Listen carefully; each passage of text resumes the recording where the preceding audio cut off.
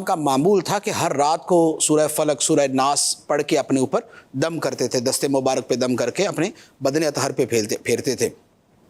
اور بیماری میں بھی نبی پاک علیہ السلام کا یہی معمول تھا کہ بیماری کے اندر آپ شفا کے لیے بھی اسی طرح دم فرمایا کرتے تھے. تو حضرت عائشہ صدیقہ رضی اللہ تعالیٰ نے فرمایا کہ چونکہ نبی پاک علیہ السلام کی طبیعت مبارک کی جو ناسازی تھی اور کمزوری تھی وہ بہت زیادہ تھی، تو پھر یہ جو آخری ایام تھے ان میں پھر میں سورہ فلق اور سورہ ناس پڑھ کے اپنے ہاتھوں پہ دم کر کے تو نبی پاک صلی اللہ علیہ وسلم کے بدن اطہر پر پھیر دیا کرتی تھی. تو یہ جو ہے نا وہ دم وغیرہ کا معاملہ تھا. نمازوں کا جہاں تک معاملہ ہے تو نمازوں کا یہ تھا کہ نبی پاک علیہ السلام جب مسجد میں تشریف لے جانے سے جو ہے نا وہ آپ نے بہت زیادہ کمزوری محسوس فرمائی، تو پھر آپ نے حضرت عائشہ سے فرمایا کہ ابو بکر سے کہو کہ وہ نماز پڑھائیں. تو حضرت عائشہ رضی اللہ تعالیٰ نے عرض کی یا رسول اللہ کسی اور کو فرما دیں. تو فرمایا کہ نہیں انہی کو کہو. عرض کی نہیں یا رسول اللہ کسی اور کو کہہ دیں. تو پھر عرض کی کہ یا رسول اللہ وہ بڑے نرم دل ہیں، آپ کی جگہ کھڑے نہیں ہو سکیں گے، کیونکہ آپ سمجھتے نا جو حالت و کیفیت ہے وہ تو ناقابل برداشت. تو عرض کی یا رسول اللہ وہ بہت رقیق القلب ہیں، آپ کی جگہ کھڑے نہیں ہو سکتے. وہ اس لیے کہہ رہی تھی کہ کسی اور کو کہہ دیں. وہ اس لیے کہہ رہی تھی، اور اس میں دوسرا ایک پہلو یہ بھی تھا کہ نبی پاک علیہ السلام کی جگہ کھڑے ہونے کا مطلب لوگ سمجھ جائیں گے کہ سرکار علیہ السلام دنیا سے تشریف لے جا رہے ہیں اور ان کی جگہ یہ ہیں. اور یہ ہوتا نا کہ لوگ اپنے محبوب کی جگہ دوسرے کو دیکھیں تو اس کے حوالے سے دل کی کیفیت بدل جاتی ہے کہ یہ کیوں. تو یہ بھی اس میں ایک سبب موجود تھا. خود حضرت عائشہ رضی اللہ تعالیٰ نے بیان فرمایا. تو نبی پاک علیہ السلام نے فرمایا کہ انتن صواحب یوسف، کہ تمہاری حالت وہی ہے یوسف علیہ السلام کی جو خواتین تھی نا، جو مختلف انداز کے اندر، یعنی کہ معاملہ کچھ اور تھا اور کہہ کچھ اور رہی تھی. تو اصل وجہ وہ ہے اور یہ ضمنی ہے لیکن اس کو زیادہ واضح کر کے پیش کیا جا رہا ہے.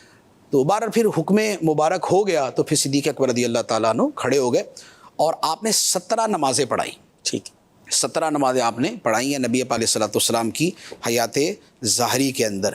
اور یہ گویا ایک میسج بھی تھا کہ یہی خلیفہ اول ہیں. بھی تھا. اسی لیے بعد میں صحابہ کرام نے فرمایا بھی یہ کہ نبی پاک علیہ السلام نے ہمارے دین کے لیے صدیق اکبر رضی اللہ تعالیٰ عنہ کو ہمارا امام بنایا، تو ہم نے اپنی دنیا کے لیے بھی آپ ہی کو امام بنا لیا. سبحان اللہ. تو یہ والی ہی روایت بیان بھی کی صحابہ کرام نے. اس کے بعد پھر صدیق اکبر رضی اللہ تعالیٰ عنہ جو ہے وہ نمازیں ادا فرماتے رہے اور 3 دن جو ہے وہ نبی پاک علیہ السلام مسجد میں تشریف نہیں لائے.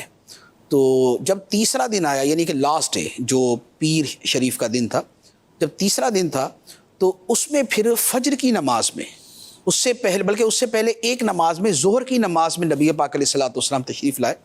تو ظہر کی نماز میں جب آپ آئے، اور وہ بھی حضرت علی رضی اللہ تعالیٰ عنہ اور ساتھ غالباً وہی حضرت فضل یا حضرت قاسم بن عباس رضی اللہ، ان دو میں سے کوئی ایک تھا، تو یہی حضرات جو ہے وہ ساتھ تھے. تو یہ جب مسجد میں آئے تو صحابہ کرام میں تھوڑا سا جو ہے نا نماز کے اندر ہی جو ہے وہ ذرا آواز اس طرح کی کہ پتہ چل جائے کہ سرکار تشریف لائے. تو نبی پاک علیہ السلام جو ہے وہ پچھلی صفوں سے یوں تشریف لائے. تو صدیق اکبر رضی اللہ تعالیٰ نے جب یوں کر کے دیکھا کہ سرکار علیہ السلام ہے تو پیچھے ہو گئے. تو نبی پاک علیہ السلام نے اشارہ بھی فرمایا کہ آگے ہو جا، لیکن وہ پیچھے ہو گئے. تو نبی پاک علیہ السلام آگے تشریف لائے. تو سرکار علیہ السلام بیٹھے ہوئے تھے اور صحابہ کرام پیچھے کھڑے تھے.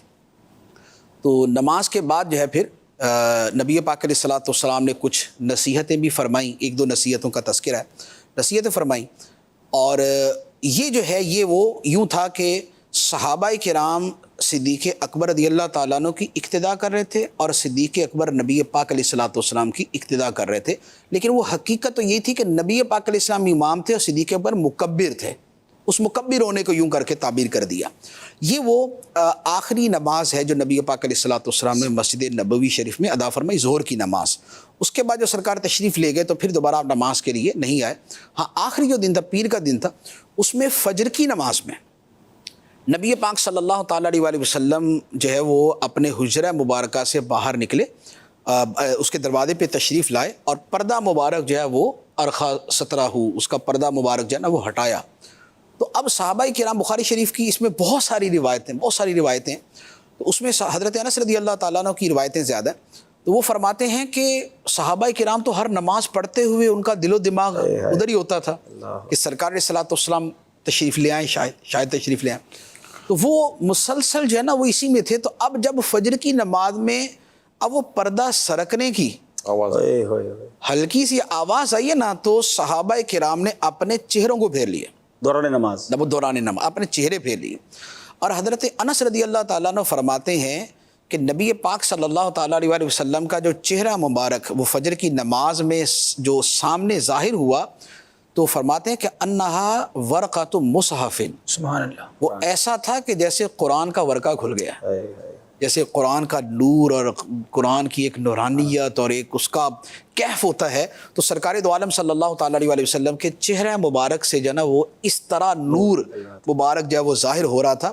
اور صحابہ کرام فرماتے ہیں کہ ہم نے ارادہ کیا کہ نمازیں توڑ دیں. اللہ ہم نے ارادہ کیا کہ نمازیں توڑ دیں اور نمازیں توڑ کے جو ہے نا وہ نبی پاک علیہ الصلوۃ والسلام کی طرف بھاگ پڑے.